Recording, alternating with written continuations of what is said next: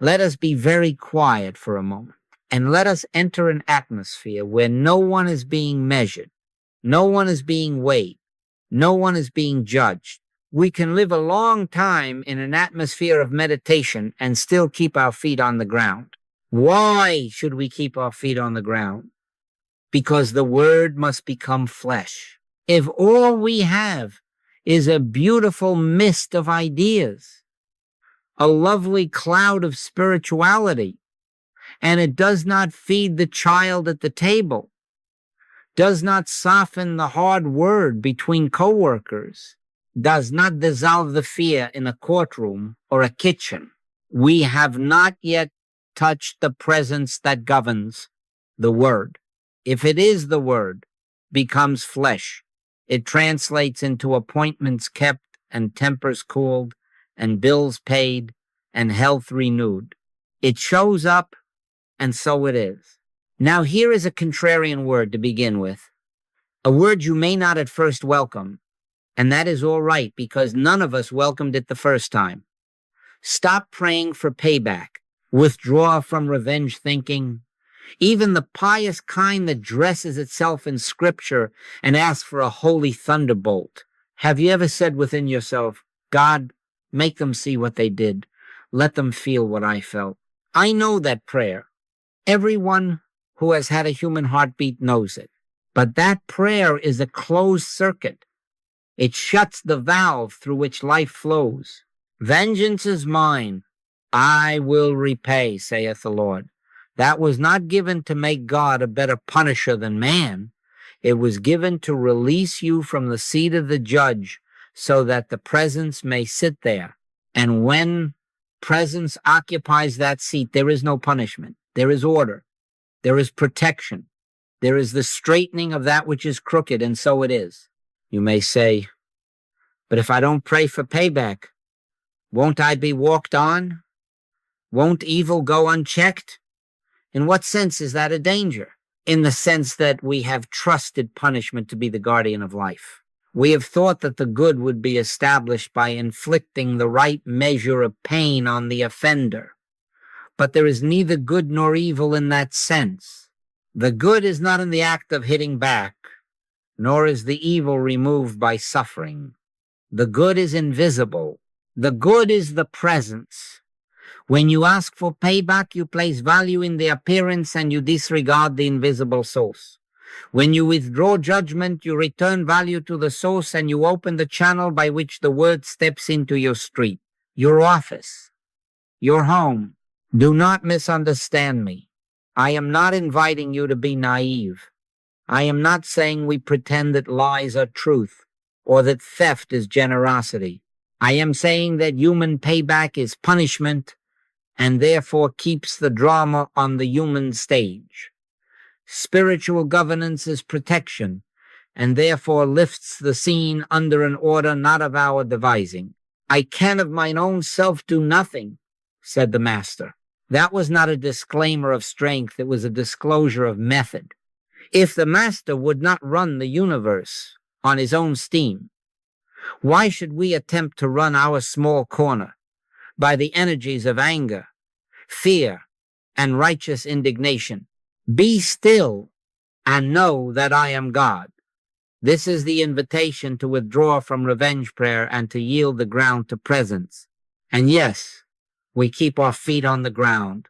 We're not off in a cave somewhere while we have this talk. We are in the marketplace of human events.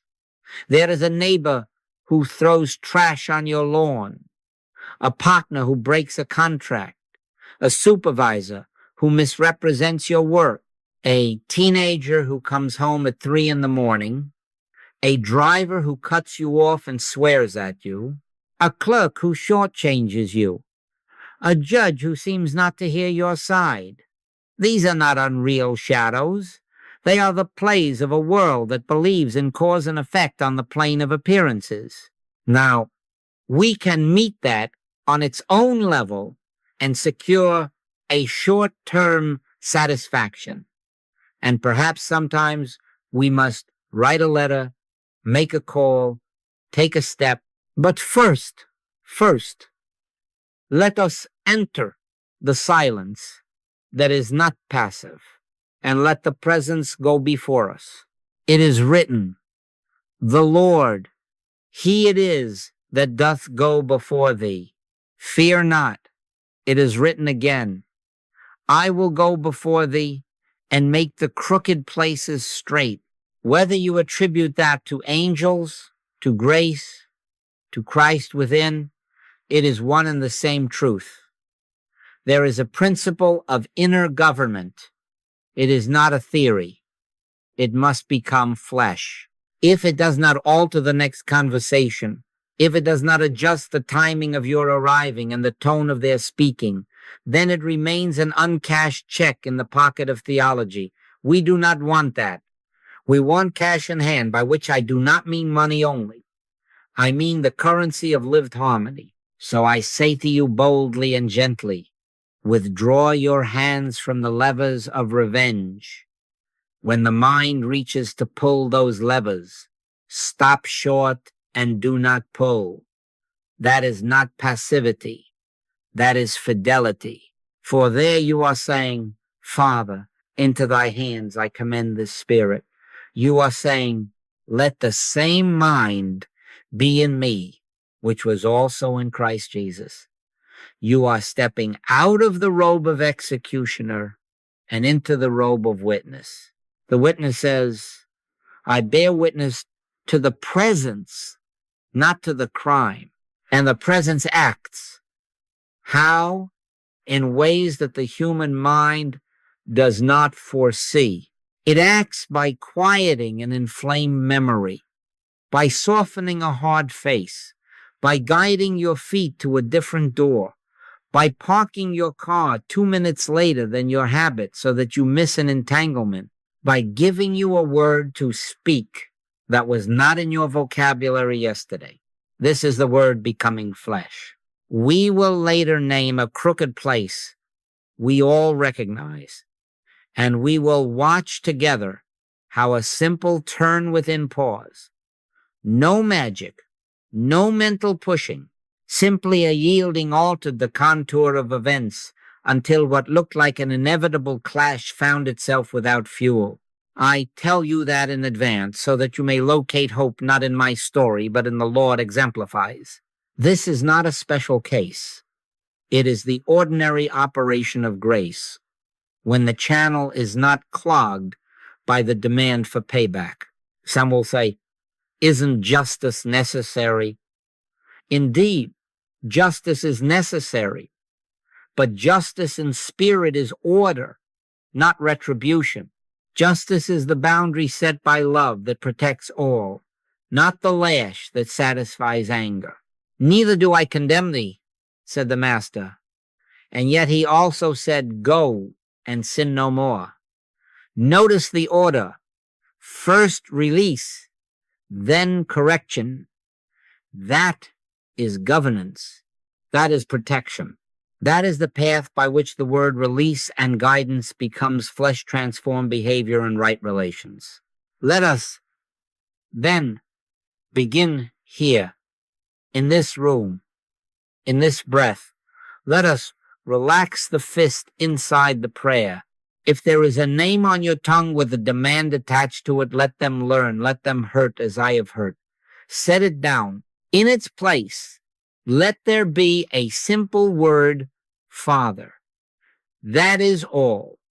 Father. Not, Father, do thus and so, but simply, Father. And then a knowing without words. Thy presence goes before me. As we practice that, we will discover that revenge prayer closes the channel and presence practice opens it. We will discover that the invisible good, which never left us, begins to translate into visible harmony. And we will keep our feet on the ground, because the next phone call, the next meeting, the next step will carry the proof that God governs, and therefore, in our affairs, the word has begun to become flesh. Let us look quietly at what justice is in spirit and why we are asked to remove our hands from the scales. At first, it sounds strange. Why not weigh? Why not measure? Why not decide who is right and who is wrong? Because the moment you and I start attaching moral labels to appearances, we close the channel through which reality reveals itself. In spirit, there is neither good nor evil. The good is invisible to human sense. It is not in the form, not in the event, not in the person. Why callest thou me good, said the Master. None is good save one, that is God. If even he would not let goodness be lodged in his human appearance, can we safely put goodness or badness into the passing forms of our day? We cannot. The good is invisible. The good is the presence. What then is justice?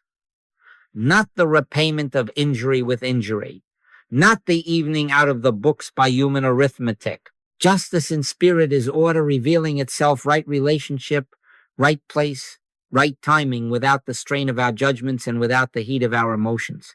Judge not according to the appearance, but judge righteous judgment. How do we judge righteously? By withdrawing judgment from the scene, so that within ourselves we acknowledge one reality, one presence, one law. Then the scene reorganizes under that law.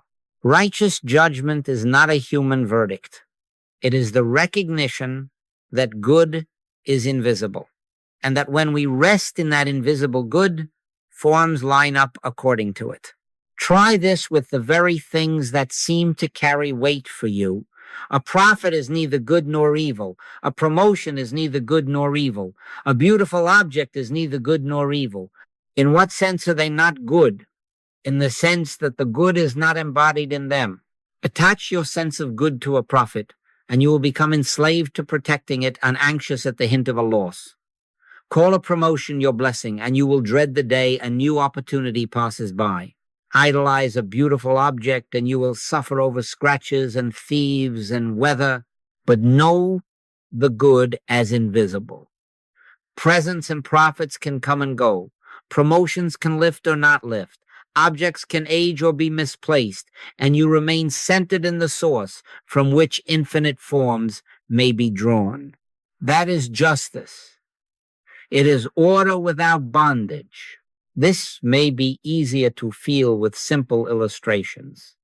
You see a vase of exquisite craftsmanship, colored with such harmony that you cannot help but smile. Is the good in the glaze? Is the good in the shape? For a moment you may say, "Oh, how good," but watch how quickly that good becomes fear of breakage. The good is not there. The good is in the invisible love, intelligence, and life that move through the hands, that move through the clay, that move through you as delight. The form is an occasion for the good to be felt, not the location of the good. So it is with a balance sheet. So it is with a title on a door. So it is with a verdict written in a courthouse. They are neither good nor evil. They are occasions for order to appear when our valuation is correct, not in the thing, but in the presence. When we think of justice as payback, we inevitably set up an adversarial universe. Someone must lose so that we may feel at peace. But peace founded on another's loss is no peace at all. It is tension waiting for its season. Be not overcome of evil, but overcome evil with good. Overcome appearances, not by fighting them, but by withdrawing their labels and letting the good, unseen, unmanipulated, be the only valuation in your heart. Then watch the odd alchemy that takes place. What seemed crooked begins to straighten, not by your cleverness, but by the nature of an unopposed law. You say, "But if I do not call this good, how do I give thanks?" Very simply, give thanks not for the shape of the cup, but for the water of life that fills every cup that comes from the source. Give thanks for the presence that feeds, not for the loaf that can grow stale. For the wisdom that places you, not for the promotion that can be taken away. Then should the loaf be lost, another appears. Should the position change, another room opens. Seek ye first the kingdom of God and his righteousness, and all these things shall be added unto you. Righteousness is right order. Seek order at the level of invisible good, and the visible arranges itself without strain. And see what happens to your sense of justice when you stop pronouncing sentences on appearances. The mind grows quiet. The heat cools. You begin to feel, not think, a current that says, here is the way, walk ye in it. A letter you dreaded to write composes itself with fairness you could not have manufactured. A conversation you wanted to load with accusation turns into simple clarity. A profit that looked like advantage at another's expense reveals a better way of trading so that both flourish. This is not fantasy. This is the word becoming flesh when the word, your valuation, rests in the invisible. Please do not imagine that I am speaking of two different worlds, one called spiritual, the other called material. I am not. I'm speaking of two different concepts of the same universe. In one concept, good and evil are parceled out among things and people, and we run breathless from one label to the next. In the other, good is God, invisible, indivisible, omnipresent, and the world of forms is simply the field where that indivisible good shows itself as order. The first concept demands payback. The second reveals balance. This has a promise attached, and it is a practical one. When you locate your good in the invisible source, the forms of your life begin to align without your pushing. Fruitage appears where you had no tree planted. Guidance comes where you had no map drawn. Provision arrives through avenues you did not even know existed. And because you have not put your heart into the forms themselves, you are not terrified when they change. You are not devastated when they are refused you. You are not arrogant when they are given. You are steady because your treasure is where neither moth nor rust doth corrupt, and where thieves do not break through nor steal the invisible. Vengeance is mine, I will repay, saith the Lord. Hear that not as a threat, but as a release. Repayment, adjustment, balance, these belong to the law of being, not to our emotions. Our part is to stop the mental accounting, stop the moral tagging, and abide in the presence as our good. Then justice appears as order, not as someone else's suffering, but as a wisdom that places, corrects, provides, and sometimes closes a door so that another may open. Judge not the door. Value the doorkeeper, and the doors will take care of themselves. Now, what do we mean very practically when we say, thy presence goes before me? We are not uttering a poetry line to quiet our nerves. We are describing a law of being. I can of mine own self do nothing, said the Master. Why? Because there is an order that precedes action, an inner government that must be acknowledged before any outer harmony can show its face. In all thy ways acknowledge him, and he shall direct thy paths. That is not a religious flourish. That is engineering. The path is directed when the presence is first. The path is confused when the self is first. So the practice is simple. Before you speak, before you send, before you step, turn within and let the presence go before you. And then the steps that remain are yours to take. But now they are taken under guidance and not under guesswork. The old language for this inner government is angels. He shall give his angels charge over thee, to keep thee in all thy ways.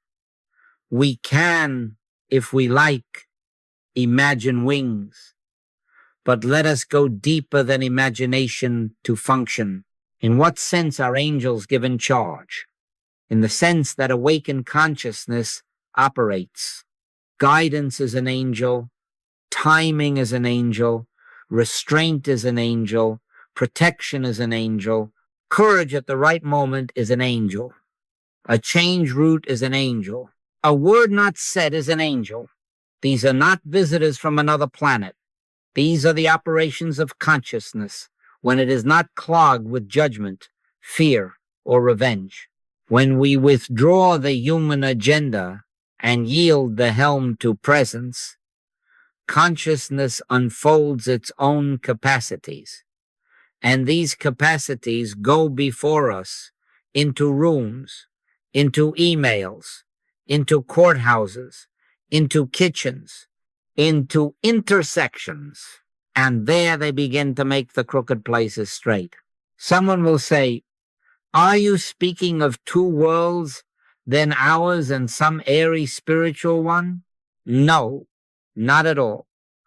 I am not speaking of two different worlds, but of two different concepts of the same universe.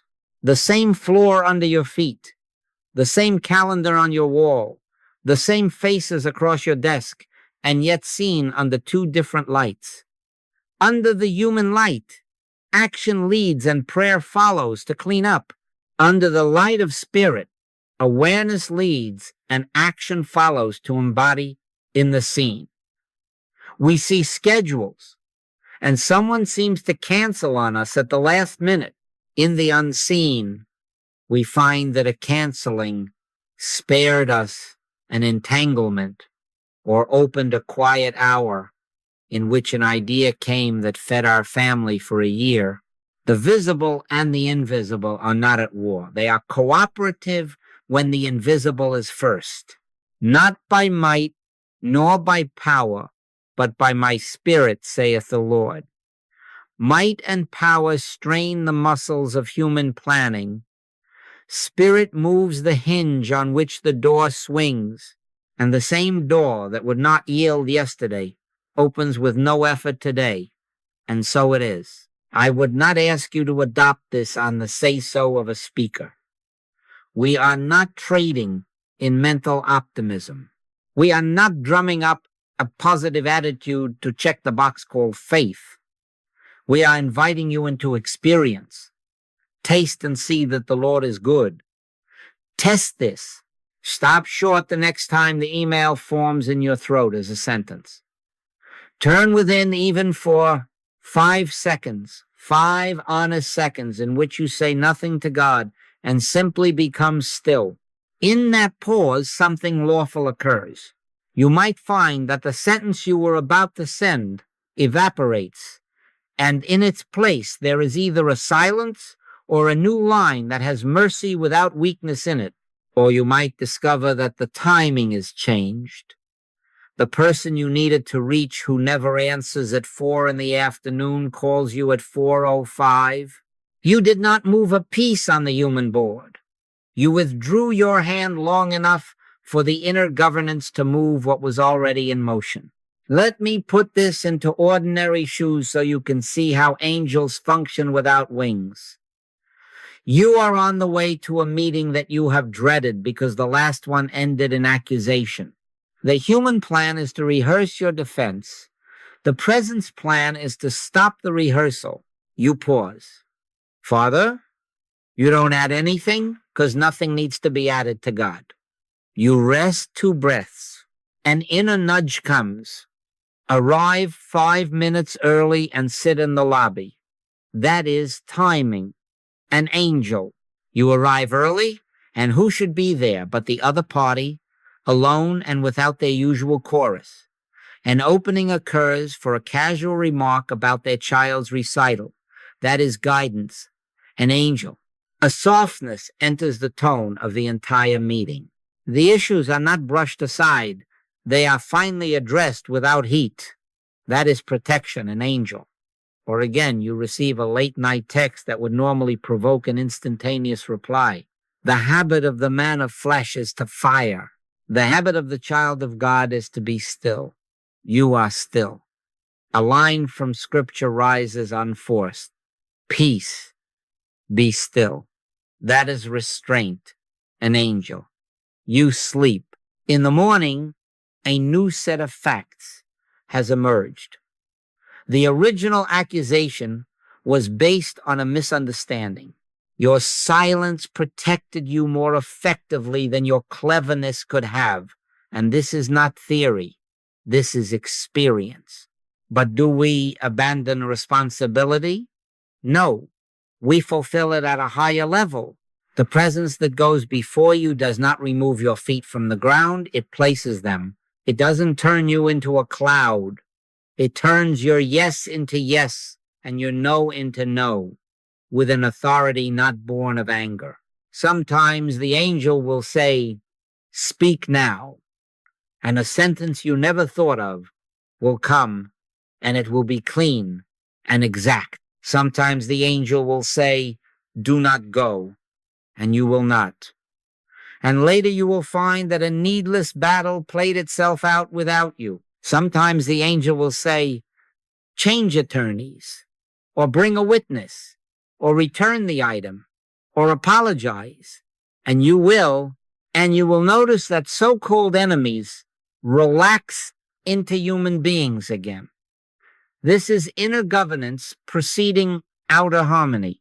Seek ye first the kingdom of God, and all these things shall be added unto you. The adding is the outer order. The seeking is not grasping with the hands. It is yielding with the heart. Always we come back to the same threshold. I, my own self, can do nothing. That is not defeatism. That is door opening. That is the sentence whereby you resign with relief from management by worry and take your seat among those who are led. And in being led, you find, strangely, that your life becomes more precise, your actions more efficient, your words fewer and truer. You rely less on the system of pushing and pulling and more on the quiet power that arranges people and moments without violating anyone. The steps of a man are ordered by the Lord, said the psalmist. Ordered, not coerced, not punished into place, ordered. And so we trust the order, and we prove the order. And as we prove it, the crookedness that seemed fixed begins to yield as naturally as snow yields under the midday sun. This, then, is the heart of it. Let the presence go before you and do the works. Not that you will do nothing, but that you will do only what is yours to do. And you will do it in the right hour, with the right word, toward the right end. Then you will discover that angels are not a Sunday school picture, but a weekday fact. And that your life, without fanfare, without drama, is being brought under a government wise enough to straighten and gentle enough to bless. And the word will begin in the most ordinary places to become flesh. Let us be very plain now and name a crooked place we all recognize, and we will name it without heat, for the naming is not the condemning, the naming is the opening. You come into the office on a Tuesday morning. The weekend was barely enough to smooth out the last week's grind, but you are ready to begin. There is a meeting at 10, a deadline at 2, a child's recital at 6. You pour the coffee, you open the screen, and before the first sip cools, you notice something off, an email chain that you were not copied on, a line in a report that attributes an error to oversight in your area, a whisper that has already walked down the hall. A colleague you have worked alongside this person for months has, let us say, placed a shadow over your work. Something is not being said straight. Something is being arranged so that if the vase tips, it tips into your lap. At once, the inner weather shifts. You feel the quick tightening in the chest. You feel the heat rise in the face. The mind begins to compose. A sharp email forms itself in paragraphs. Oh, can't you feel how easily they come? with bullet points and timestamps and the precise sentence that will cut while sounding reasonable. The hand reaches for allies. Did you see what she wrote? Did you hear what he said? Texts go out. Side conversations begin to weave. And if you are pious, perhaps you add a prayer to the mix, but the prayer is a spear. God, expose this. Let the truth come out and let them be shown for what they are. I know that prayer. I have heard it from pulpits as easily as from cubicles. It seems righteous. It seems fair. What, then, is crooked here? Is it the person? In what sense could we safely say that? In the sense of appearance only. The crookedness we are naming is simpler and more accurate. Misrepresentation has taken a place and is wearing the robe of fact.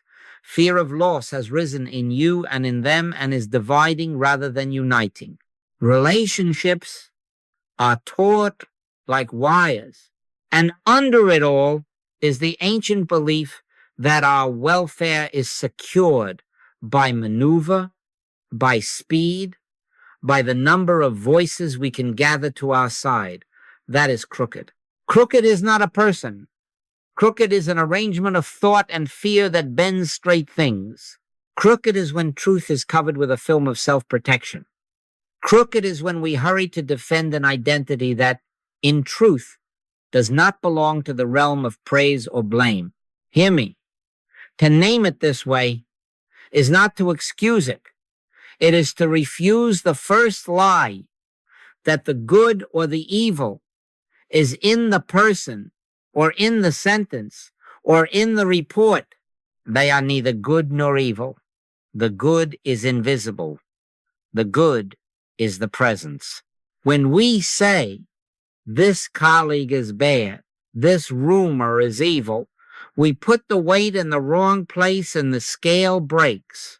When we say, Father, thou art the only presence and the only power, we take the weight out of appearances and return it to the source, and the scale begins to right itself. Judge not according to the appearance, but judge righteous judgment.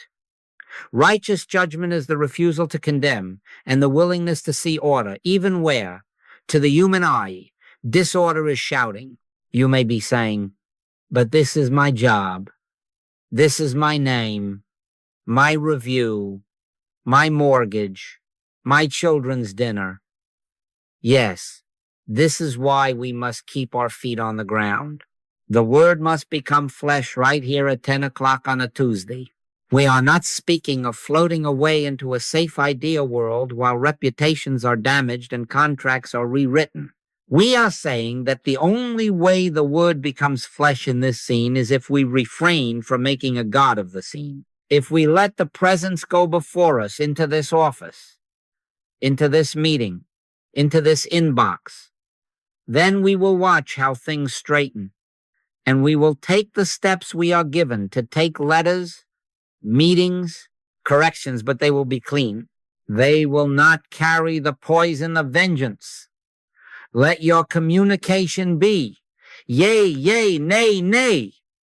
Clean, simple, without heat. So here is the experiment, and it is a humble one. Do not send the sharp email yet. Do not rally the allies yet. Do not pray for exposure or humiliation at all. Set the device down. Put the hands in your lap for 1 minute or 5 or whatever it takes to feel the inner weather shift. Be still and know that I am God. Do not make speeches to God about what should happen. Let there be one word only, Father. Or if another line fits you, let it be this: the Lord, He it is that doth go before thee. Or this: commit thy way unto the Lord. Trust also in Him, and He shall bring it to pass. He shall bring forth thy righteousness as the light, and thy judgment as the noonday. Not your cleverness as the light, not their shame as the noonday, Your righteousness, the rightness of being rightly placed in order, coming forth because you have refused to take the robe of the judge. Will this solve itself by magic? Not at all. It will solve itself by order. How will order come? I do not know the route in advance, and I will not pretend to. Sometimes it comes as a supervisor who, without your prompting, notices the thread that doesn't match and asks a fair question. Sometimes it comes as a coworker who, having heard the rumor, hears something else inside and withholds the forwarding of it. Sometimes it comes as a memory rising in you of one email you did send weeks ago that becomes the clean document you had forgotten. Sometimes it comes as new words in your own mouth when, at 3 p.m, you are invited to speak and you find that accusation is no longer in you, only clarity. This is not sentiment. This is the presence translating into timing, guidance, and provision, the word becoming flesh. You ask, what if nothing changes? Do I do nothing? You will do what is yours to do, but do it after you have withheld condemnation. Then write the clarifying note, but write it as witness, not prosecutor. Then ask for the meeting, but ask not to trap, to restore order. Then keep a record, but not as ammunition, as light. Set a watch, O Lord, before my mouth. Keep the door of my lips. For if you run into that room with a hot tongue, you reverse the very law you seek to trust. Be swift to hear, slow to speak, slow to wrath. Slow to wrath not because you are timid, but because wrath shuts the valve through which God's government enters. Hold this scene lightly now, without condemnation. See the crookedness as a temporary weave in the fabric, not as a character carved in stone. See your colleague as a person without qualities, not the mask they are wearing today, not the mask you are tempted to place on them. See yourself that way, too. Remove from both of you the labels that the morning tried to paste. Then say within, without argument and without emotion, thy presence goes before me, and keep your feet on the ground. There is a meeting at 10. You will go. There is an email to answer. You will answer. But something has already gone before you, and because you have named the crooked place without condemning the players, a straightening has permission to begin. In that permission is the seed of peace. Thou preparest a table before me in the presence of mine enemies. Not notice after they have been punished in their presence, because the table is presence itself. And where presence governs, enemies evaporate into neighbors, and rumors dissolve into right words at the right time. We will walk further with this, but for now, let us keep the experiment. Abstain from payback prayer and watch what God does with Tuesday. Now we come to the small hinge on which large doors swing. The protocol is not complicated, and it is not mystical in the sense of being rare or reserved for monks. It is as near as your next breath. When the sting rises, when the mind begins to draft speeches and the heart tightens, stop everything. That does not mean you run from the scene. It means you withdraw your hand from the levers of reaction and become still. Take no thought, said the master, not even a religious thought about the problem. For a few honest seconds, refuse to feed the argument. Refuse to engineer the outcome. Refuse to dress your anger in scripture. Stand still and see the salvation of the Lord. We are not ignoring facts. We are refusing to treat facts as gods. We are letting God be God. In that stillness, give your consent. This is the essential movement. It is not a technique. It is a surrender. Father, thou doest the works. Say it and mean it as best you can in that moment. I and the Father are one. Do not say it to force a change in someone else. Say it to remember identity, to recall who is actually present and operative here, and then say nothing more. Let the atmosphere within you be as you would have the room become free of labels, free of blame, free of urgency. Be still and know that I am God. In that knowing, angels' functions of consciousness begin their quiet work. You do not summon them. You stop blocking them. Guidance has room now. Timing has air. Restraint takes its rightful place as strength and not as fear. Protection establishes itself as order and not as punishment. The mind will protest, but if I don't think it through, if I don't plan my reply, if I don't rehearse the consequences, won't I be naive? Answer it gently.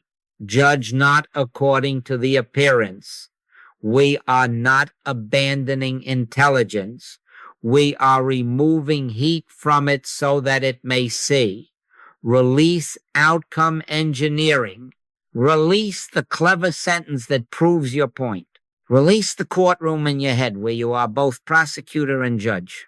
Bring the persons involved into this stillness and behold them as neither good nor evil. This is the decisive disarmament. See the situation as neither good nor evil. See the man who wronged you as neither devil nor saint. See the woman who gossiped as neither serpent nor angel. See a person without qualities. The mask of personality, yours and theirs, falls away just enough for you to remember Christ as identity. Vengeance breathes the oxygen of labels. Cut off that oxygen, and the fire cannot feed. How long do you pause? Long enough to be honest. Sometimes 5 seconds are enough to melt the next hour. Sometimes you will sit for a minute or two until the churning quiets. Place no demand on the pause. Do not bargain with God. Simply consent. Thy will be done. Let the breath fall into a natural rhythm, and let the mind have nothing to do but rest in presence. If a thought insists, let it be a scripture that asks nothing. The Lord is my shepherd. I shall not want. Not wanting revenge, not wanting vindication. Wanting only the government of God to be felt here. In that relaxed wanting, if we may call it that, without contradiction, you will sense a turning of the tide you did not create. Suddenly the sentence you were about to send looks unnecessary. Suddenly the phone that felt heavy is light, or it is clear that it is not to be lifted at all. Suddenly an entirely different angle of approach comes simple, unspectacular, precise. It is not in man that walketh to direct his steps. Let the director be the presence. What does the next word look like when it rises unforced? It is single. It is not a 12-point strategy. Thy word is a lamp unto my feet, not a floodlight unto my career. The word to the feet is one step. It may be wait until morning. It may be write 3 lines, not 3 pages. It may be bring a witness or take a witness. It may be apologize for your tone, but stand by your boundary. It may be return the item that is not yours to keep. It may be ask a question instead of making an accusation. You will recognize it by its texture. It does not run on adrenaline. It does not depend on the other's humiliation. It does not require you to be a hero. It asks you to be true. In quietness and in confidence shall be your strength. The action that follows that quietness carries the authority of that confidence. There will be pauses in which no instruction seems to come. That too is instruction. Do nothing. Keep your peace. The battle is not yours, but God's. If silence is your assignment, it will keep you from entanglements you could not have foreseen. If speech is your assignment, it will be given you in that same hour what you shall speak. Sometimes the angel of timing is already at work moving another piece on a board you do not see. Your part is to refrain from jumping the gun. Do not break the stillness with a human plan to make sure God doesn't forget. God does not forget.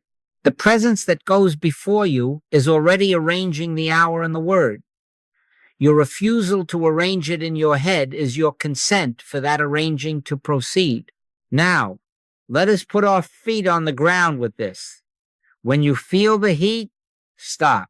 If you are able, close your eyes. If not, let your gaze soften and drop inward.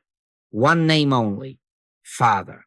No petitions, no explanations. One consent. Thou doest the works. Let images pass. If the face of your adversary arises, do not grant it horns or halos, neither good nor evil, person without qualities. If the scene replays, do not sharpen it or dull it, neither good nor evil. If numbers, contracts, dates parade across the mind, do not bow to them, neither good nor evil. The good is invisible. Rest there. Then, when a word rises, take it. If none rises, keep the stillness as you re-enter the room. You will be astonished at how often the outer arrangement meets your inner consent halfway without your push. A messenger calls. A new fact surfaces. A door you had been battering opens of itself. Or, and this is justice in spirit, the door stays shut because it is not your door, and peace accompanies that closing as surely as it accompanies an opening. This is the protocol that disarms vengeance. It does not remove your spine. It removes your sword. It does not make you a doormat. It makes you a doorway through which order enters. The wrath of man worketh not the righteousness of God, but the pause this simple, faithful pause makes room for righteousness, which is right order, to appear. And when right order appears, it is practical. It speaks in calendars and in conversations, in changed tones and in timely absences. Angels go before you because you did not run ahead. And you will find in the ordinary pathways of your day that the crookedness which seemed to demand your hammer is softening under a sun you did not light. That is how the word becomes flesh when the heart takes no thought and yields the lead to presence. Now we come to the delicate, liberating seeing that disarms vengeance at its root. Beholding a person without qualities. Persona means mask. In the theater, the mask tells the audience, here is the villain, here is the hero, here is the fool. But John Barrymore is not Hamlet, and Hamlet is not John Barrymore. So it is in the office, in the kitchen, on the street. Yesterday your colleague wore the mask of helper, today the mask of betrayer, tomorrow some other mask. If we fasten the mask to the face with our judgment, we imprison them inside it and ourselves with them. If we refuse to glue the mask down, we leave room for God to reveal the one behind it. Why callest thou me good? The master asked. None is good save one, that is, God. If he would not let good stick to his persona, dare we fix bad to another's? Let us release both poles, neither good nor evil in the person as person, neither saint nor scoundrel as identity. They are neither good nor evil. The good is invisible, and it constitutes being. I and my Father are one. All that the Father hath is mine. What if we took those lines, not as pious embroidery, but as the unveiling of true identity for them as for you? Not that you admire them into goodness, not that you excuse them into license, but that you quietly acknowledge God constitutes their being. The Christ is the life of this one. And then you stand back from the mask. Try to name what shifts in you when you do this. Heat cools, not because you have become indifferent, but because you have dropped the bellows that keep the fire of vengeance bright. Clarity rises, not because you now agree with dishonesty, but because you are no longer trying to drive nails into a moving target called their character. With the labels removed, you can see facts with greater simplicity. Let your communication be yay, yay, nay, nay. And notice, too, the absence of that particular fatigue that comes from moral bookkeeping. You are not managing their reform. You are recognizing their root. You are not trying to make them better. You are consenting to see them as they are in God. Henceforth know we no man after the flesh, said Paul. After the flesh, they may look like betrayer or benefactor. After the spirit, they are son, they are daughter. And that is the only place from which a change of conduct has a chance to be real. Someone may say, isn't this naive? Won't people take advantage? Not when the seeing is true. True seeing is never blind to facts. It is blind to condemnation. It does not make you a doormat. It frees your feet to stand where God places you. You will still say no when no is right. You will still keep a clean record. You will still call for correction when correction serves order. But you will not need them to suffer in order to feel safe. And because you do not need their suffering, you will be wiser, quicker, kinder, and this may surprise you, more effective. Neither do I condemn thee. Go and sin no more. What is that but the Christ refusing to fasten a mask and thereby giving a human being back to herself? Condemnation was removed, and conduct found a new line to walk. The word became flesh through a gaze that would not enthrone the mask. Try a simple inward practice the next time you meet the one who has hurt you. Before a word is spoken, let your eye rest softly, not to inspect, but to recognize, and within yourself say, without heat and without effort, Father, reveal thyself as this one. Or if another sentence serves, let it be Peter's, Thou art the Christ. Not to flatter, not to manipulate, but to align your own seeing with reality. Do not adorn it with adjectives.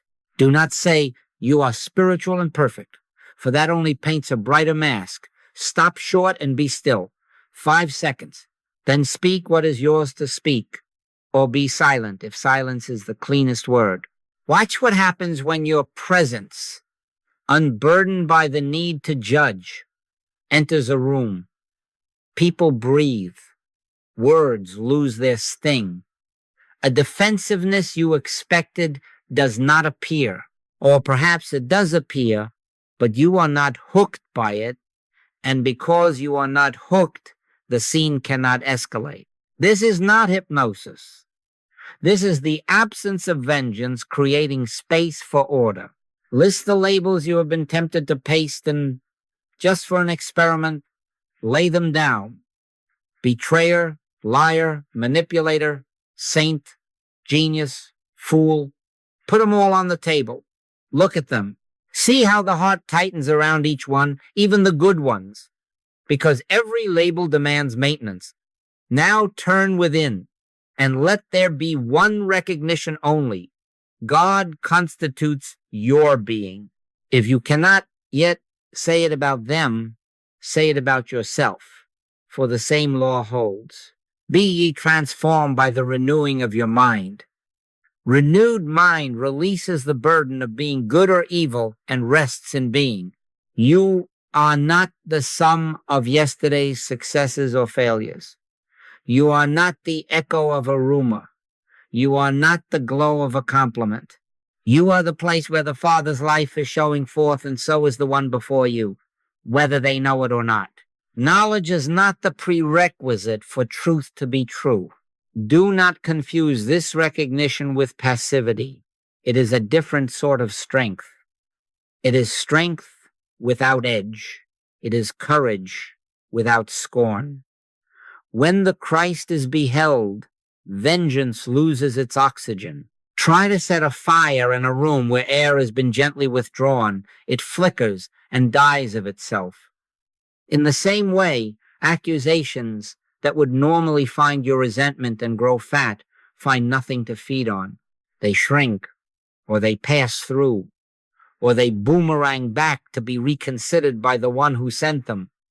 And sometimes, let us be honest, they do not change at once. Then your peace is not hostage to their pace, because your peace is not loaned to their behavior. You live from the invisible, and the invisible keeps you steady while the visible learns. We can live a long, long time in an atmosphere of this recognition and still keep our feet on the ground, because the word must become flesh. It begins as a way of seeing and it ends as a way of walking. It begins as quiet in your heart and becomes an email with no barbs, a meeting with no traps, a boundary with no punishment attached. It is simple, and so it is. And whether or not the other is quick to lift their mask, you have lifted yours. You have refused the mask of avenger, the mask of injured saint, the mask of anxious protector, and you have stepped into your own name, child of God. From there, all the angels we have spoken of know where to find you, and they will go before you to do the works. Now, when you have stood in that pause and yielded the lead, do not be surprised that the first movement is small. The word becomes flesh by way of single steps, not fireworks. Out of the stillness, a nudge appears. It is not a plan. It is a word to your feet. Wait until noon. Delete the last paragraph. Offer one clean line of clarification. Ask for a listening meeting, 15 minutes, not an hour. Or do nothing today and look again in the morning. You will recognize it because it asks nothing of your pride. It does not feed your case. It is quiet. It is plain. It is free of heat. Thy word is a lamp unto my feet, not a floodlight unto the culprits. Let the lamp be enough. Then see how providence takes up the thread. You delay the email, and at 10:30, a colleague forwards a version of the report you had not seen, with a footnote that untangles the attribution. You make the simple call, I'd like to understand how this line was entered, and a neutral administrator notices a timestamp that changes the story without naming a villain. You request a listening meeting, and the one who had been taut as a wire steps in with a softer face, because something else has happened in their morning that you did not command and could not have engineered. Or you say nothing, and before you can speak, the supervisor opens the meeting with, I want to clarify the chain here so we don't misplace responsibility. And the chain lays itself out like a straight path without your hammer. Commit thy way unto the Lord. Trust also in him, and he shall bring it to pass. He shall bring forth thy righteousness as the light, and thy judgment as the noonday. Note what is brought forth, not the other's shame as a trophy, but your right placement in the order of things. I have seen the timing reset itself in ways that were almost playful. A meeting moved from 10 to 2 so that a missing witness could be present. An email that failed to send while you were hot and when retyped in the afternoon came out with the burrs removed. A document you thought lost surfacing as an autosave that kept just the sentence you needed. You did not cause these. You consented to them by refusing to run ahead with your sword drawn. I will go before thee and make the crooked places straight. How does God go before? As angels, as functions of consciousness, as order and restraint and recall and right place, right time. The going before shows itself in these natural earthy ways so that you can keep your feet on the ground and still say without superstition, this is the presence doing the works. When truth appears, it often prefers neutral channels. It is kinder that way. The rumor does not have to be crushed under your heel. It can evaporate on a warm wind. A compliance system flags an inconsistency. A peer who had been silent remembers a conversation and simply says, "I think we crossed wires," and the room exhales. The one who shaded the story may soften, or they may not. In either case, the atmosphere loses its charge because you withdrew your judgment from the person and placed it with God. Judge not according to the appearance. You did not manipulate. You recognized. You did not incant. You consented. You did not plot. You obeyed the next right step. And it is important to say again, because we are not dealing in fairy tales. Sometimes the straightening includes your firm. No, your record kept, your boundary set, your request for correction made. But notice the difference. When the word comes out of stillness, a corrected note is issued without sarcasm. A performance review, which you feared would carry the stain, arrives with fairness in its paragraphs and a path for growth that does not punish. A strained relationship does not leap into intimacy overnight, but it moves from brittle to workable. Trust is not flung back into your lap with fanfare, but it is rebuilt as a plank, then another, and you walk on those planks without fear because they were cut from quiet trees. Practical writing, this is what we are after. Letters amended, files updated, lines redrawn, tones changed. The word becoming flesh in pixels and signatures and calendars. If you wish to watch it at home for confirmation, try it in the smaller rooms. In the kitchen, where a child's excuse could draw your lecture, pause and say within, "Father," then ask a question instead of making a speech. And the missing piece appears in the child's own words. No manipulation, only an atmosphere change. Or in the neighborhood, where a parking space has become a symbol of turf, take the stillness into the sidewalk and greet without commentary. The next day, the cars park straighter and the tone is different. You could have won that argument yesterday at the price of tomorrow's peace. Presence won it for you at no one's expense. In quietness and in confidence shall be your strength. You may ask, how can I tell if it is presence or just my passivity? By fruit. Presence translates into timing, guidance, and provision. It brings a practical harmony that requires no story to justify it. Provision? Yes, sometimes a needed resource appears. A schedule shifts to accommodate what seemed impossible, or a person you had not thought to ask calls you with exactly the line you needed. Guidance? The one-step word is clear enough to obey without debate. Timing? Doors open when you arrive and close when you would have harmed yourself by entering. These are not the rewards of a clever mind. They are the signatures of a government, not your own. It is not in man that walketh to direct his steps, and yet your steps are directed. Keep a quiet record if you like, not to boast, but to train trust. Write down the hour you paused and what followed. You will see a pattern as dependable as sunrise. When you refused to fasten a mask to a face and withheld the prayer for payback, crookedness loosened. When you ran ahead with heat, even a right point felt wrong in the mouth and complicated the day. We are learning spiritual arithmetic.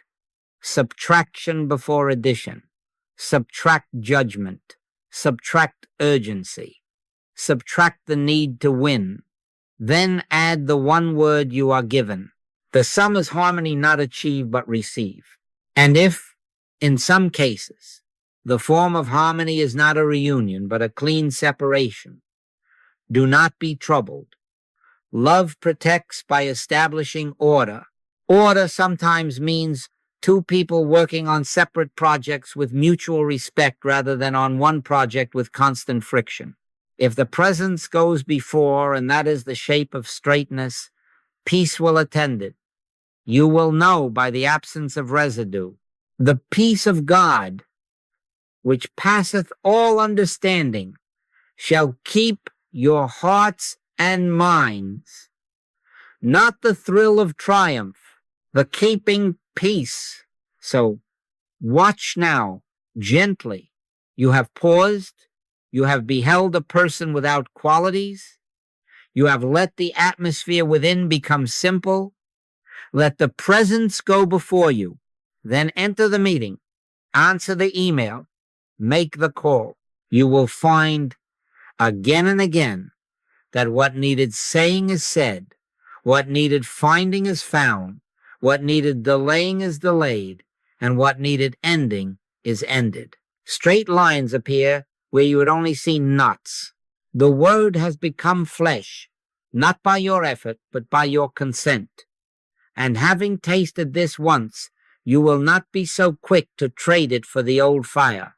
You will prefer the invisible adjustment that ripens into visible harmony, because it bears no sting, leaves no ash, and makes God's government credible in your Tuesday. Let us be plain about this next movement, because many have confused mercy with mush and non-judgment with a lack of backbone. Love is not a doormat. Love is a doorway, and a doorway has a frame. Do all things decently and in order. Non-judgment does not dissolve order. It is the atmosphere in which order can be established without poison. After the pause, after you have refused to fasten a mask on your neighbor or on yourself, you may well be led to set a boundary. Do not be surprised at that. Be grateful. Protection is not punishment. It is the shepherd's rod and staff. They comfort me. Why do they comfort? Because they keep the flock from tumbling over the cliff. So it is with clean boundaries. They keep the work, the home, the friendship from tipping into chaos. They are neither good nor evil. They are instruments of order when guided by presence. How, then, do boundaries look when they are not soaked in vengeance? They look like facts without adjectives. They look like timelines without innuendo. They look like yay, yay, nay, nay. They look like requests to use proper channels, mediation, a supervisor, a review of procedure, because we render unto Caesar the things that are Caesar's, not to enthrone Caesar, but to let spiritual government translate into administrative order. Someone will say, but isn't that just human machinery? Yes. And where else shall the word become flesh except in the machinery of the day? We can live a long time in an atmosphere of meditation and keep our feet on the ground, and on the ground there are forms to fill and rooms to schedule. The difference is this. You enter those forms and rooms without venom. You sign your name without the secret desire to destroy. You speak your word without editorializing the other's motives. This is love protecting by establishing order. Consider the gospel rhythm we have already touched. Neither do I condemn thee. Go and sin no more. Notice the two parts. The first removes heat. The second establishes direction.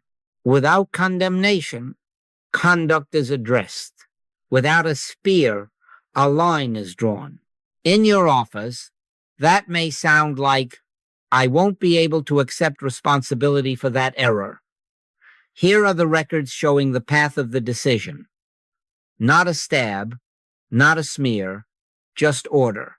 Or it may sound like, for future changes, please include me on the distribution per hour policy. Here is the policy language. Not a trap, a path. You request a mediated conversation. You bring a witness, not as a threat, but as a stabilizer. You keep minutes.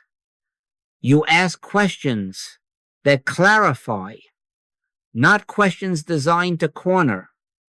The wisdom that is from above is first pure, then peaceable, gentle, easily entreated. And so it is. Pure does not mean sugary. It means unalloyed by the desire to harm. Let consequences, when they come, be administrative and not vindictive.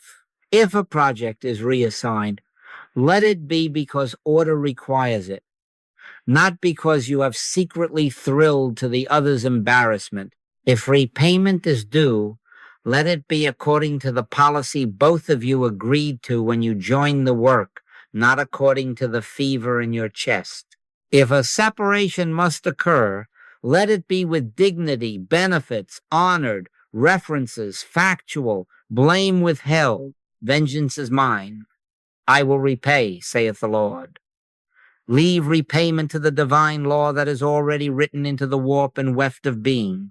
Our task is to keep the channels clear so that justice in spirit translates as order in the visible, no more, no less. What if the other refuses the boundary? Then your boundary becomes visible as a simple no. You do not need to teach them a lesson. You need only not participate in disorder. Decline the meeting that has no chair and no agenda. Decline the after-hours message thread that breeds confusion. Decline the request that violates the agreement. You are not punishing. You are protecting the field in which you and all concerned can thrive. Be swift to hear, slow to speak, slow to wrath.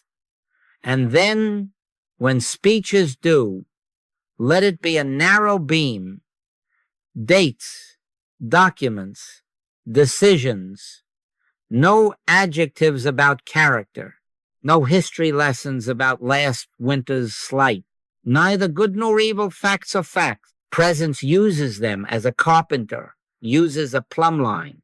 There will be times when the straightening requires you to name harm plainly. Do so. Call a false entry false. Call a breach a breach. This is not unkindness. This is removing fog so that no one stumbles. But keep your interior free of the courtroom's thrill. Respect all parties.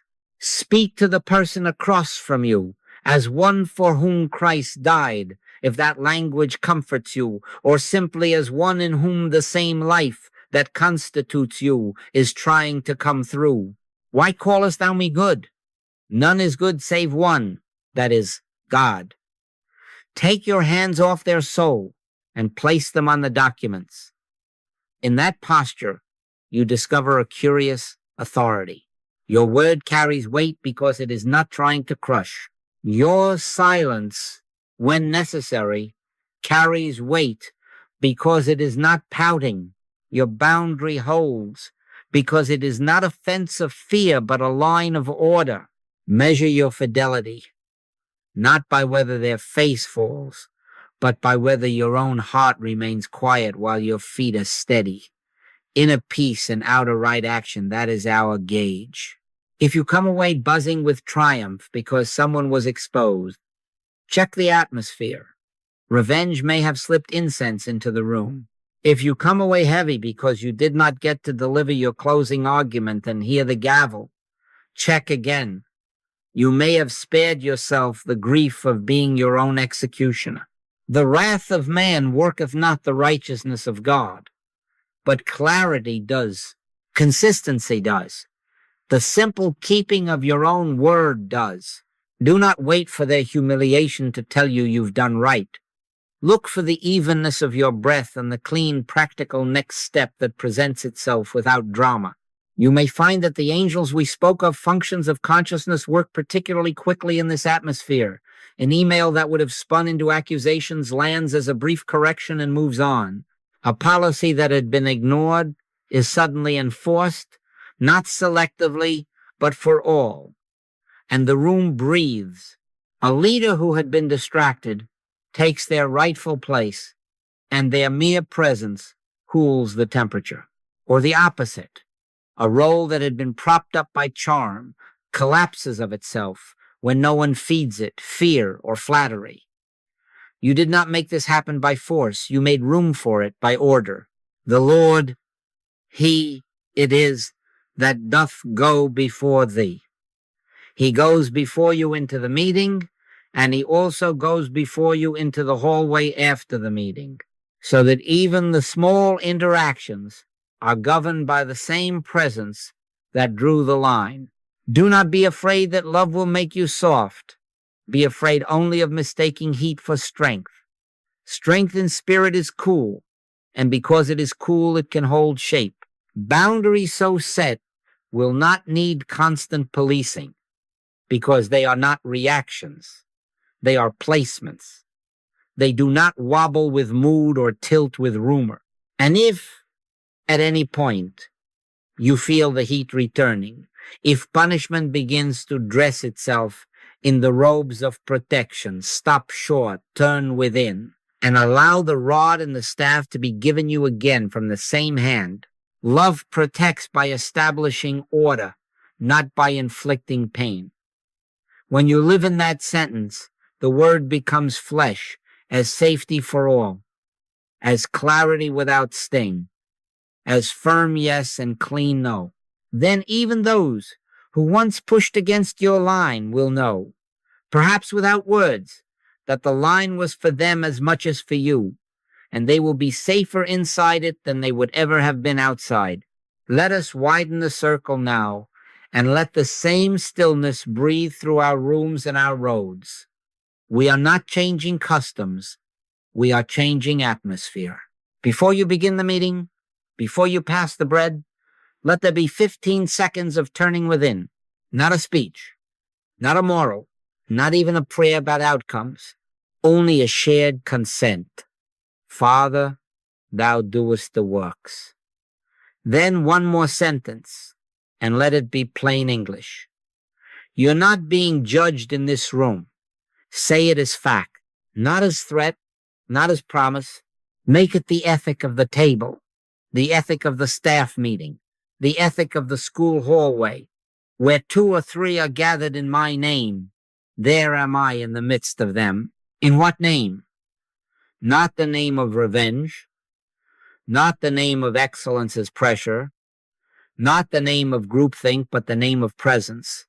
Let the presence be the host. Watch what occurs when judgment is excused from its self-appointed chair. Shoulders drop, the air thick with opinions clears. The child who had been bracing for the post-mortem relaxes enough to tell the truth. The colleague who talks to keep from being found out remembers it is safe to be simple. Love thinketh no evil. It is not suspicious. It does not keep score. It is not naive. It is free. Say, without ceremony, we are here to find order, not to find culprits. Neither good nor evil in the person. Facts, yes. Order, yes. Condemnation, no. And so it is.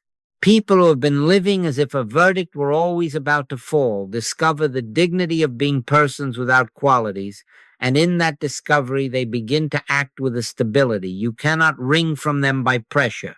Begin at home, where we are most tempted to manage and to mold. At the meal, place the phones in a basket if you like, but more than that, place the judgments there. Let there be a real pause. Be still and know that I am God. Then speak sparingly and listen widely.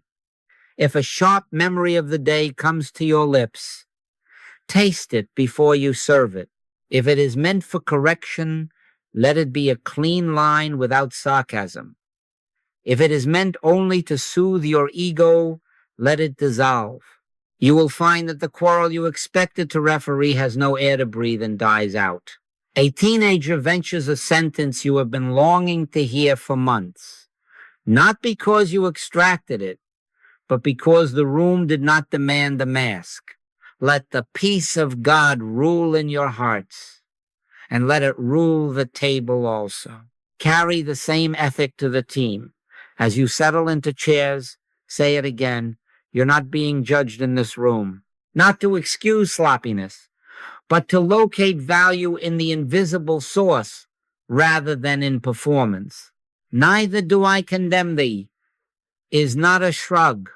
It is a platform from which go and sin no more has traction. In that field, angels, which is to say, functions of consciousness, begin to do their simple work. The angel of right words, a heated presentation, loses its barbs and keeps its data. The angel of right seats, two people who have clashed, take places with a mediator, minding the flow, without choreography, as if chairs chose themselves. The angel of right timing, the difficult topic which would have sparked fireworks at the top of the hour, is raised after the coffee break when haste has cooled. The angel of translation, what was always misheard as accusation is received as information. You cannot order these angels about. You can release them by refusing to enthrone judgment. Do not be surprised if even animals register the change. They are honest barometers. A dog that has learned to defend its fence calms when you approach without broadcasting fear or superiority. A skittish cat, invisible for days, takes up its watch in the doorway when the house ceases to vibrate with fault-finding. This is not magic. This is atmosphere. It is not in man that walketh to direct his steps, and it is not in man that sits to direct another's posture. Let the government be upon his shoulder, and watch how bodies take their cues from a room where no one is on trial. And on the street, try this experiment in the next small friction. Do not write the manifesto to the neighborhood chat at midnight. In the morning, step onto the sidewalk and take 15 seconds of inner stillness, eyes open, feet on the ground. Father, then greet without commentary. I have seen loud music drop without a word, a parking habit correct itself without a note, a broom appear to clear the storm drain you were going to report. Endeavoring to keep the unity of the spirit in the bond of peace produces this kind of prosaic fruit: tidier curbs, kinder nods, fewer horns. Unity of spirit does not mean sameness of taste. It means consent to one presence governing our common life. Someone will ask, but won't this be abused? Not when you couple mercy with order. Let all things be done decently and in order. Establish boundaries out of love, not out of heat. State the policy, keep the record, post the hours, but do it in a room where no one is under sentence. You will find compliance rises, not because people fear penalties, but because they sense they are being trusted to live from their root. Mercy rejoiceth against judgment. This is not softness. It is strength that does not need a gavel. Now, a word about testimony. Let it be offered as confirmation, not as spectacle. When a team finds that meetings finish on time without cutting the necessary corners, when a family notices the late-night headaches have ceased, when a neighborhood goes a month without the skirmish it had come to expect, say so to each other, not to prove a point, not to recruit, but to train trust. Quietly record the hour you paused and what followed. He shall bring it to pass. Let the order speak. If it is presence, it will not require a horn to be believed. It will stand in the minutes and in the milk bill, in the calendar, and in the way your heart no longer races when a certain name appears on your screen. Do not make a liturgy of this.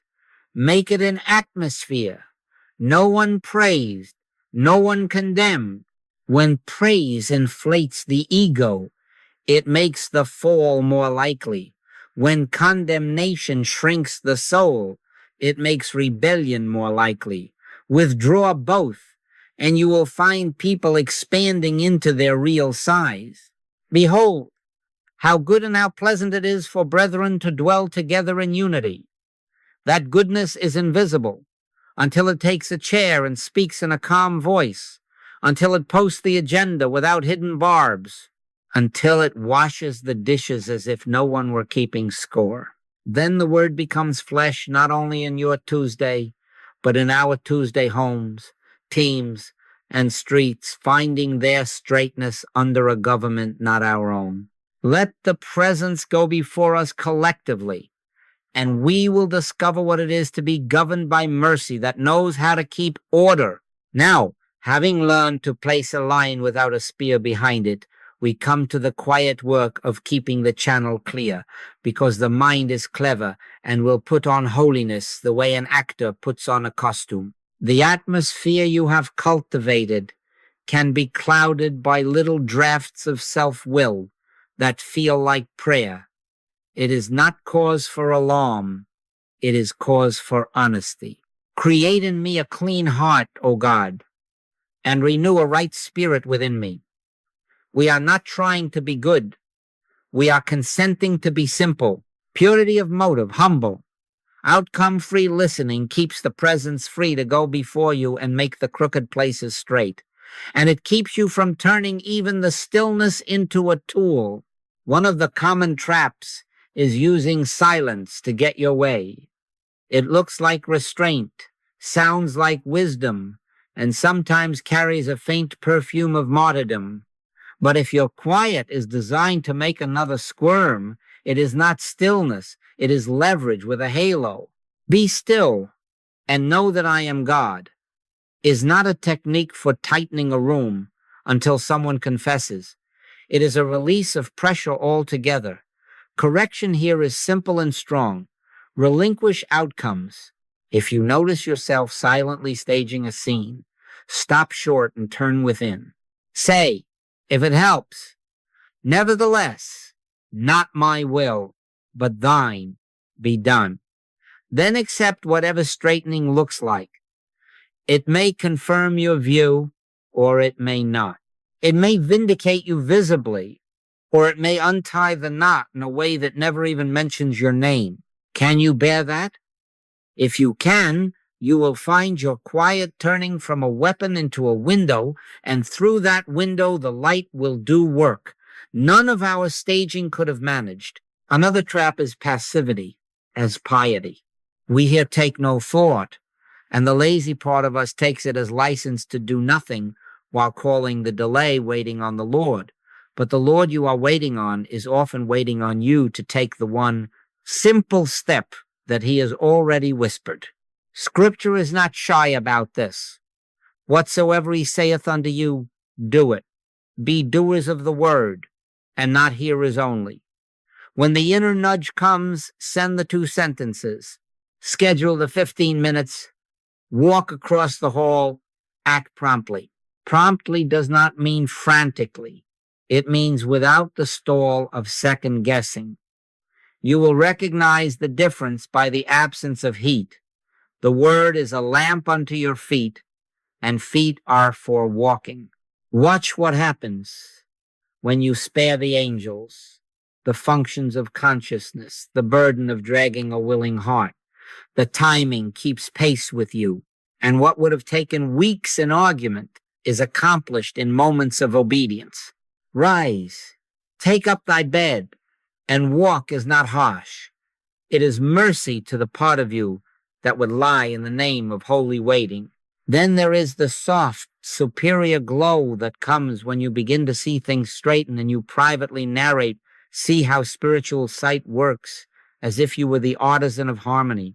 That glow is only another mask. We put it down with the master's own sentence. I, my own self, can do nothing.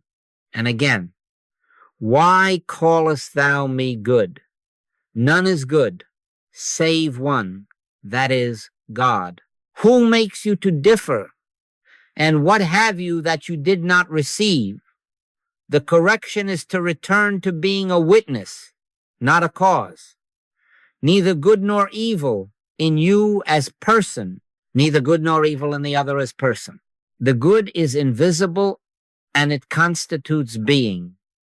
When you feel that glow begin to rise, answer it with a bow inside, no theatrics, just the factual acknowledgement. God is the doer of the works. This bow frees you from the awful loneliness of being your own source, and it keeps the line between you and your neighbor clean of comparison. A fourth trap is miracle scorekeeping. The mind, once it notices fruitage, loves to count. 3 providences this week, 5 last week. Their department had none. And soon we have a ledger where there should be a thanksgiving. Correction? Gratitude without comparison and without show. Rejoice not that the spirits are subject unto you, but rather rejoice because your names are written in heaven. If you are keeping a record to train trust, keep it quietly, and let not your left hand know what your right hand doeth. If you find yourself turning fruitage into a testimony designed to win an argument or to humble a neighbor, set the pen down. Say thank you, simply. Share only when sharing will build another's courage rather than your brand. The presence is shy of applause and generous with supply. Do not hire it as your publicist. Underneath all these corrections is the steady re-anchoring in one universe, not 2. We are not moving between a spiritual world for Sundays and a human world for Tuesdays. We are learning to see the one world rightly under government. The earth is the Lord's, and the fullness thereof.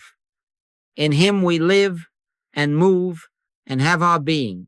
Not 2 different worlds, but, as I have said, 2 different concepts of the same universe. When you withdraw judgment from appearances, when you refuse manipulation, when you act on the lamplit step and decline to imagine yourself the artisan, the same presence that meets you in prayer, meets you at the copier and in the kitchen. The word must become flesh, or the word has no proof in your day. Make for yourself a small inward rubric, not as a law, but as a kindness. When heat appears and tactics whisper, pause and ask 4 questions. Am I being silent to surrender or silent to steer? Am I delaying as reverence or delaying to avoid a clean obedience? Am I feeling quietly grateful or secretly taller than my brother? Am I treasuring what God has done or tallying it to build a case? If the answer leans towards steering, avoiding, towering, or tallying, correct course immediately. How? The same way we always do. Stop short and turn within. Father, speak thy word. Relinquish the shape. Listen for the next inch. Then take it, and let the rest be arranged by the presence that goes before you. Trust in the Lord with all thine heart, and lean not unto thine own understanding, and he shall direct thy paths. You will discover that these small corrections are not fussy. They are freeing. They pull the burrs off your words and the hooks out of your actions. They cool you without making you tepid. They place you where you belong, as one through whom order may come, not as one who must engineer it. And from that place the angels order, restraint, recall, right place, right time, move without obstruction. The channel remains clear. The atmosphere remains simple. The straightening proceeds at its own wise pace and in its own wise forms, not by might nor by power, but by my spirit, saith the Lord. And so it is. Let us make this simple enough to live with, because truth that cannot be lived before breakfast is not yet truth to us. We have spoken of atmosphere and order. Now we let it become a rhythm. In the morning, before your stories have had time to gather, put your feet on the floor and consent. 1 sentence is enough. Father, thou doest the works. Then one more if you like. I, my own self, can do nothing.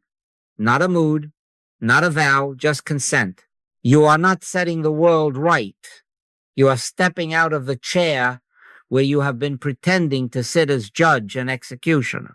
This is the day which the Lord hath made. We will rejoice and be glad in it. Why rejoice? Because today is not a problem to be solved, but a presence to be revealed.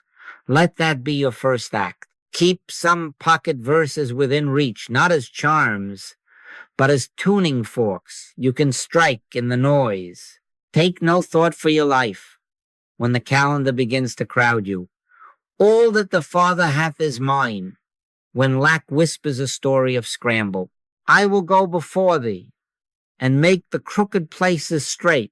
When a name on your screen tightens your chest, the Lord will perfect that which concerneth me. When you feel you must control what is not yours to control, these are not demands made of God. They are reminders that God is already God. Speak them lightly. Let them call you back to the center where vengeance has no oxygen. Then the day begins, and with it the small doors through which harmony prefers to enter. Before you send an email, 15 seconds. Before you dial a number, 15 seconds. Before you step through a doorway, 15 seconds. Eyes open, feet on the ground. Father, no script, no plan to win, only a brief refusal to enthrone judgment. In that pause, the angels we have named functions of consciousness find space to go before you. The angel of timing moves a meeting to the hour when it can be calm. The angel of recall brings to mind a document you would have missed. The angel of restraint removes a sentence that would have set the room on fire. They are neither good nor evil in themselves. They are simple channels of order when you are not trying to be the engineer of outcomes. Thy word is a lamp unto my feet. A lamp, not a floodlight, enough for the next step. Make noon a hinge. If the morning has swept you into heat, stop short and call yourself back. Walk once around the block or once around your own chair and say softly, judge not according to the appearance. If you have already spoken too quickly, let the same presence give you the humility to amend your word without drama. There is no shame in correction when you are not trying to be somebody. Be swift to hear, slow to speak, slow to wrath. And so it is. Midday is a mercy, a second morning, a second consent. In the evening, release the day from your hands. Not a trial, not a postmortem, an altar. Lay down the names that gathered heat around them. Place the events, one by one, into the same presence that went before you. If a sting remains, say, forgive us our debts as we forgive our debtors, and mean only that you are unwilling to carry anyone's account in your private ledger. Cast thy burden upon the Lord, and he shall sustain thee. This is not piety, it is hygiene. Do not take tomorrow's peace to bed with today's indictments tied around it. Let not the sun go down upon your wrath. If there is an amending note to write, write it simply. If there is nothing to do, do nothing, and sleep under a government not your own.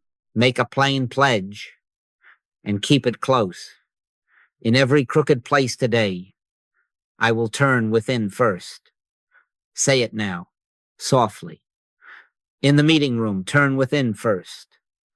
In the kitchen, turn within first. On the sidewalk, turn within first. No manipulation. No bargain. Only this. I will not start the engine of payback. I will not pray that someone get what I have decided they deserve. I will stand still long enough for the one who goes before me to take one step into visibility. I would give you an experiment for the next 24 hours. Choose one live conflict, the one you thought of, while we have been speaking. Do not choose 10. Choose one. Put its name, or simply its feeling, into the morning consent. Through the day, set 3 deliberate pauses at its touch points.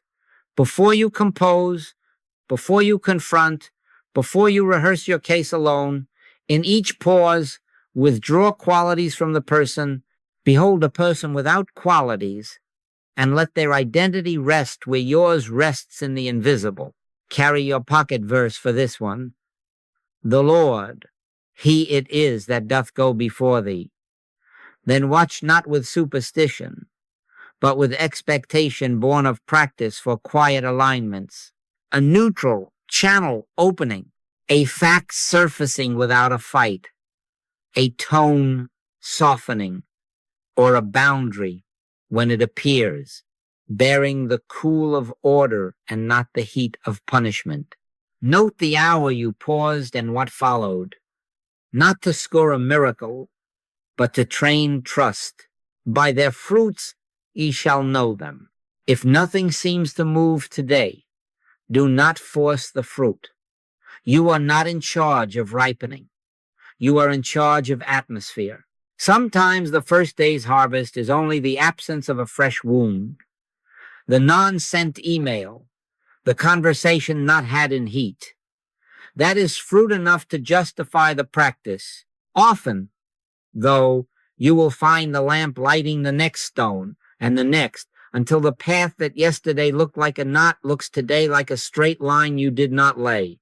Then you will say, with your feet still on the ground and without the need to advertise, this is the presence doing the works. We close with gratitude because gratitude is the climate in which this rhythm breathes, not gratitude for victories, gratitude for governance, for a government that will carry you through the grocery line and through the grievance process with the same steadiness. And the peace of God, which passeth all understanding, shall keep your hearts and minds. Let it keep them tonight. Let the word become flesh tomorrow, in the way you write a subject line, in the way you look up when someone enters the room, in the way your no holds because it is given without sting, and your yes holds because it is given without fear. Go now not to try, but to consent. Turn within first. Let the presence go before you, and as you walk, understand that straightening is not an exception to your life. It is the ordinary way your life unfolds when you are not busy being the engineer. Be still and know that I am God. Thank you.